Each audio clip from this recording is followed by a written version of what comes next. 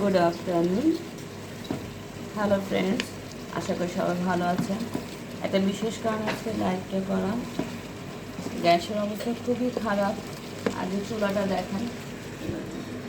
চুলাটা দেখেন কি অবস্থা। মানুষের খাওয়া হচ্ছে না, শেষ পর্যন্ত আমরা রাইস কুকার ইউজ করছি। মানুষের ভোগান্তি শেষ নেই। আমার এই ভিডিওটা আপনি সবার কর্তৃপক্ষের দৃষ্টি আকর্ষণ করছি। সবার মাঝখানে ছড়িয়ে দেন লাইভটা বেশি বেশি করে।